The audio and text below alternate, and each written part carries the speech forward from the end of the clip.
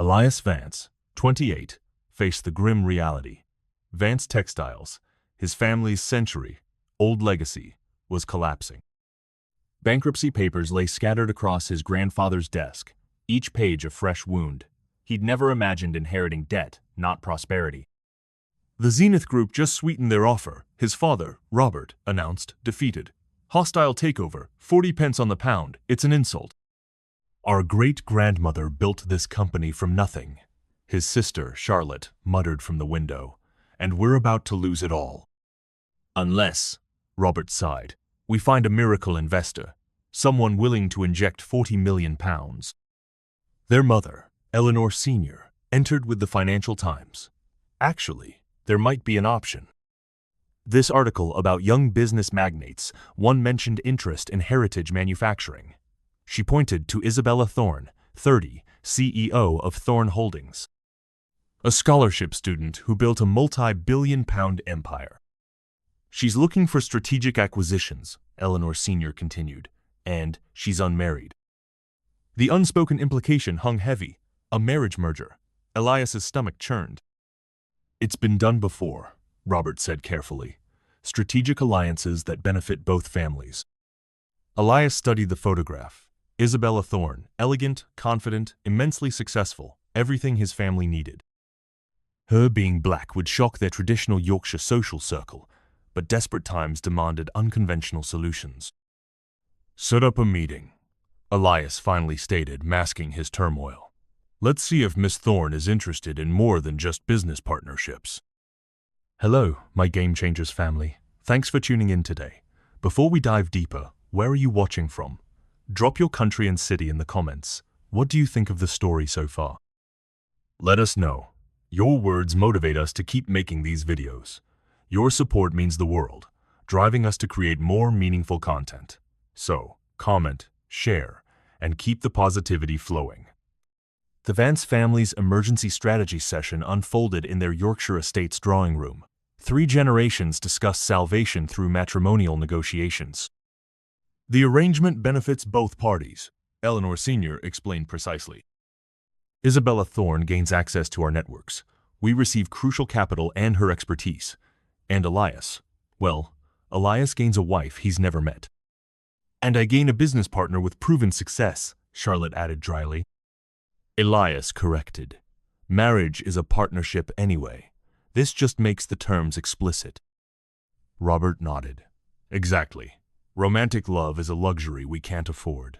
This is about preserving legacy and creating mutual prosperity. The social implications could be significant, Eleanor Sr. said delicately. Some in our circle might be surprised. Because she's black? Elias asked directly. Because she's different from our usual social connections, Eleanor Sr. clarified carefully. But successful entrepreneurs often challenge conventions. Elias had researched Isabella thoroughly. Oxford MBA, strategic genius. Her race, he told himself, was just another variable. The important thing, Robert continued, is ensuring she understands this is primarily a business arrangement. Professional partnership, not romantic entanglement. Of course, Elias agreed, his gaze distant. I'm not looking for fairy tale romance. I'm looking for someone to save our company and maintain social standards. And if she's attractive and charming, Charlotte teased. Then I'll be fortunate to have a pleasant business partner, Elias replied pragmatically. But the foundation of this relationship will be mutual benefit, not emotion. Eleanor Sr. smiled. Spoken like a true Vance, practical decisions create lasting results. Elias felt confident. Marriage as a business merger made perfect sense. Clear expectations, defined benefits, no messy emotional complications. Isabella Thorne would gain a husband with impeccable social connections. He would gain a wife with the resources to save his empire. Their first meeting took place at the Goring Hotel in London. Elias meticulously reviewed his talking points. Isabella Thorne entered precisely on time, impeccably dressed. Her handshake was firm, her smile professional, but remarkably warm. Mr. Vance, thank you. I've followed your family's company with great interest. Miss Thorne, the pleasure is mine. Your business reputation speaks for itself. Elias clinically catalogued her responses. Her voice carried authority. Her questions showed thorough research. Your distribution network could complement our manufacturing expansion beautifully, Isabella explained.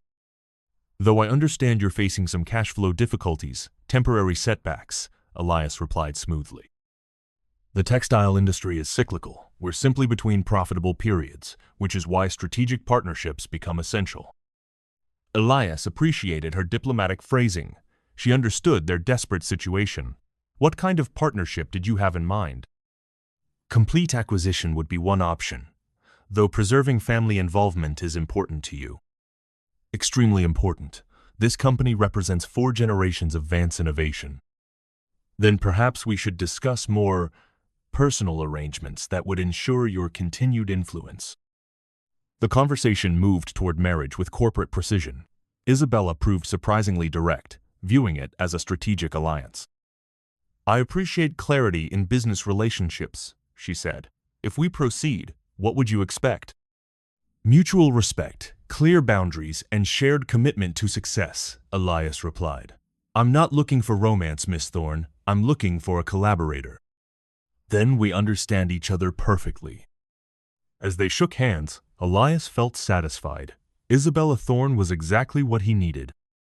The collision between Elias's expectations and Isabella's reality happened during their second meeting. Elias, preparing for prenuptial agreements, found himself in a bustling community center in Brixton, South London. Mr. Vance. Isabella looked up in surprise from a low stool, surrounded by primary school students. You're early. I wanted to see your neighborhood, Elias replied, though he'd aimed for strategic advantage. This is my neighborhood, Isabella said, gesturing around the vibrant center with affection. I grew up 5 blocks from here and still live just down the road. Elias blinked. You live in Brixton? Born and raised. My company's headquarters are in Canary Wharf, but home is home. He watched her finish the story. The children hung on every word. Miss Bella, a little boy called out. Are you going to marry that handsome man? Leo? Isabella laughed, genuinely. That's not polite, but, yes, he is quite handsome, isn't he? Elias felt heat rise. He'd worn his most conservative suit. He apparently just looked like a groom.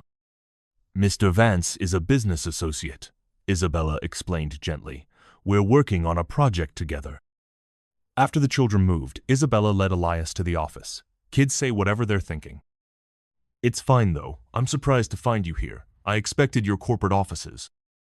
We can if you prefer, but I spend every Tuesday evening here. These kids are why I work so hard. Why?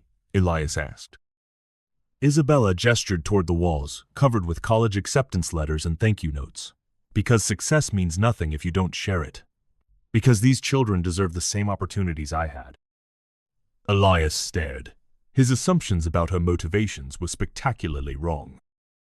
That evening, Elias sat in his library, replaying his afternoon.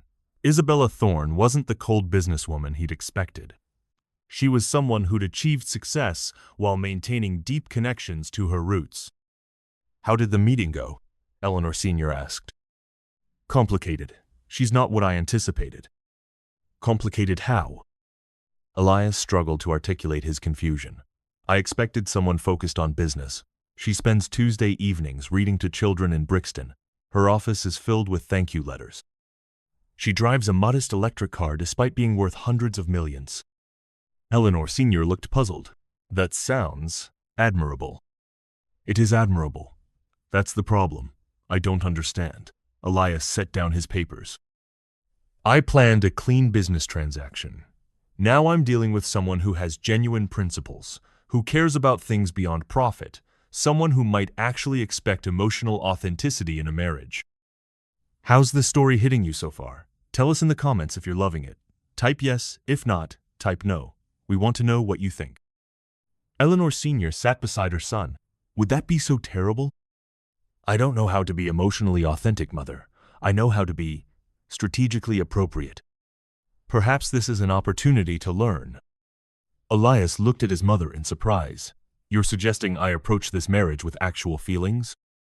I'm suggesting you approach it with an open mind about what marriage could become. Elias's understanding of Isabella deepened during their third meeting at her corporate headquarters in Canary Wharf. He discovered an organization built on principles he'd never encountered.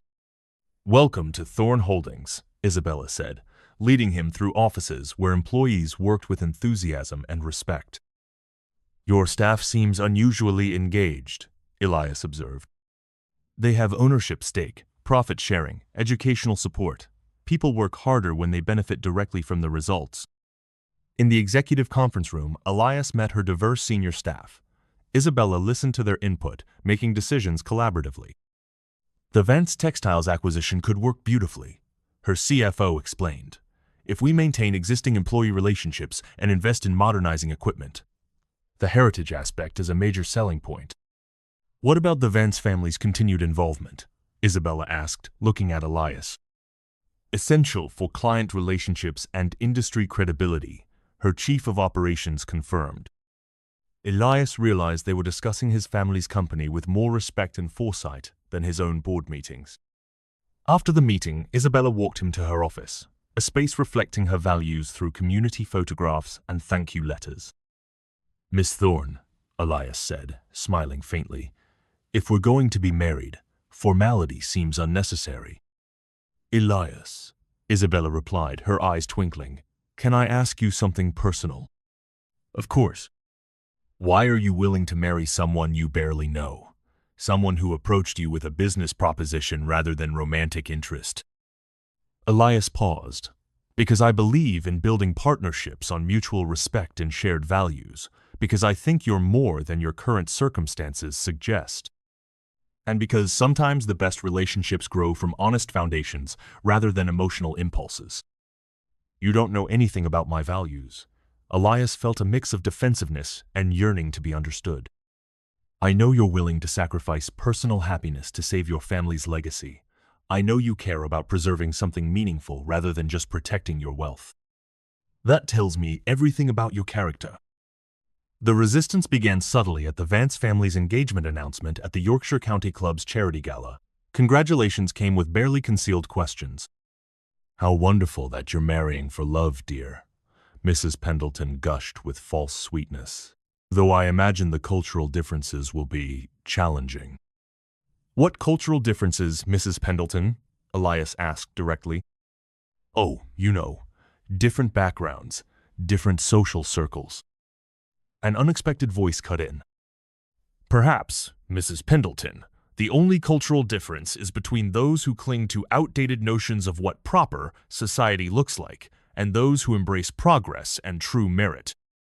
It was Charlotte, Elias's sister, usually reserved, now by his side, her gaze steely. Mrs. Pendleton stammered. "No, you meant exactly what you said," Charlotte interjected, voice quiet. "And frankly, it's an embarrassment to the traditions you claim to uphold. Isabella Thorne is precisely the kind of visionary our family needs, and the kind of woman my brother deserves." She took Elias's arm, pulling him away. "Elias, Mother needs you for the auction presentation." Elias looked at Charlotte, astonished. "Thank you. I didn't expect that." Charlotte shrugged. "I might be a pragmatist, but I'm not a fool, and I don't tolerate thinly veiled racism. Besides, Isabella truly seems to understand Vance Textiles' value." Later, Elias overheard other comments. "Such a shame about the Vance boy. Desperate times, desperate measures. At least she has money." The comments stung. "How was the gala?" Isabella asked that evening. "Enlightening. Our social circle has opinions." "I imagine they do. Are you having second thoughts?" Elias chose honesty. "I'm having different thoughts about what this marriage could mean beyond saving my family's company." "Such as?" "Such as whether I'm capable of being the kind of partner you deserve, rather than just the kind of husband my family needs me to be." Isabella's silence carried understanding. "That's a question only you can answer, Elias." The honest conversation happened in Isabella's modern apartment in Brixton. Elias had come to discuss wedding arrangements and found himself surrounded by her authentic life. "Your home is beautiful," he said. "It's not what you expected?" "I expected more ostentation." "Wealth is a tool, not an identity," Isabella said. "Happiness doesn't correlate with accumulation." They sat on her sofa. Elias felt more relaxed. Isabella, I need to be honest about something. I hope you'll always be honest with me. I entered this thinking I could maintain distance. I was prepared for scrutiny, but what I wasn't prepared for was you, and the person you've made me realize I want to be. He took a deep breath. My old reputation was based on others' assumptions. Now, I care about the one I build through my actions. Vance Textiles. It will survive regardless. The question is whether our relationship can survive being defined by strangers' prejudices. Elias felt panic. Are you calling off the wedding? Isabella took his hand. I'm asking whether you want to marry me because you love me, or because you need to save your family's company. The question hung. Months earlier, he'd chosen the company. Now, looking at Isabella, losing her hurt more. I want to marry you because you've become the most important person in my life, he said quietly, voice thick with emotion. The company brought us together, but it's not what's keeping us together. Are you sure? I've never been more sure. Isabella's response was action. She pulled out her phone and called her assistant. Zara, schedule a press conference for tomorrow afternoon, full media availability. It's time to set the record straight. She turned to Elias, determined. What are you doing? Taking control of our narrative before someone else defines our relationship. Isabella, press conferences will only create more attention. Good. Let them pay attention while I explain exactly why I'm marrying Elias Vance. The next afternoon, Elias stood beside Isabella in the Thorn Holdings conference room, facing cameras and reporters. Ladies and gentlemen, Isabella began, I called this conference to address speculation about my upcoming marriage to Elias Vance. A reporter. Miss Thorn, is it true this marriage is a business merger? Yes and no. Vance Textiles is an excellent acquisition, but my decision to marry Elias has nothing to do with business strategy. Then why are you marrying him? Isabella looked at Elias, her expression softening. Because he's brilliant, principled, and brave. Because he challenges me to be better while accepting who I am. Because I love him. All eyes swung to Elias. Mr. Vance, how do you respond to suggestions you're marrying for financial security? Elias felt every lens focus. He squared his shoulders. I'm marrying Isabella because she's taught me the difference between being wanted and being loved, because she sees who I truly am and chooses to build a life with that person. The questions continued, but Elias barely heard them. Isabella's hand found his. He knew, with certainty, they had chosen love. Elias's most significant public declaration came at their wedding reception, held at the Vance estate. He'd insisted on inviting Isabella's entire community, transforming their formal society wedding into a vibrant celebration reflecting both their worlds. Ladies and gentlemen, Elias announced during his speech, looking out at faces from Yorkshire Country Club members to Brixton community leaders. Thank you for celebrating with Isabella and me tonight. The crowd quieted. 6 months ago, I thought marriage was a business partnership. I thought love was a luxury successful people couldn't afford. Murmurs rippled. Isabella taught me that love isn't a luxury. It's the foundation that makes everything else worthwhile. She taught me that success without purpose is just accumulation, and that building something together creates more value than protecting what you already have. He noted his parents' surprised but approving expressions. Our marriage began as a business arrangement, but it's become something much more important, a partnership based on mutual respect, shared values, and genuine affection. He continued, voice strengthening, I want to address the speculation about our different backgrounds. Isabella and I don't come from the same social circles, but we share the same commitment to creating opportunities for others. He gestured toward tables where scholarship recipients sat beside wealthy donors.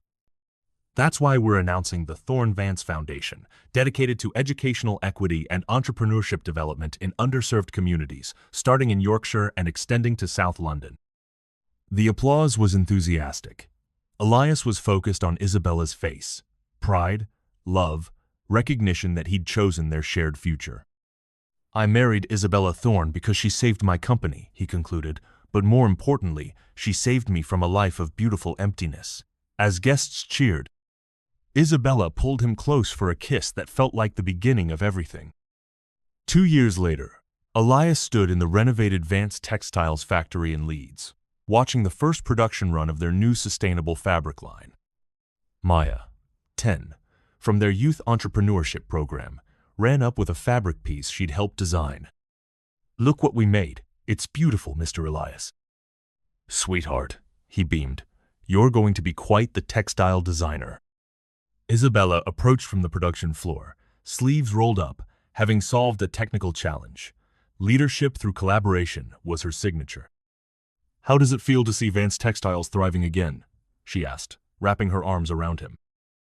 "Like we saved something worth preserving while creating something entirely new." Through the factory windows, they could see the community center Isabella had helped fund next door. "Any regrets about marrying for business reasons?" Isabella teased. "None about the marriage," Elias replied, kissing her forehead. "Some about how long it took me to realize business success means nothing without personal fulfillment." He looked around the factory. "Now I understand that the best business decisions come from the heart, not just the head." Isabella's grandmother, now supervising quality control, approached, beaming with pride. "You two ready for dinner? The whole family's waiting." As they walked toward their extended family, a beautiful blend of blood relations and chosen community, Elias felt profoundly grateful for the business arrangement that had blossomed into the love story he'd never expected to want. "Thank you," he whispered to Isabella. "For what?" "For saving my heart when I thought I was only hiring a business partner."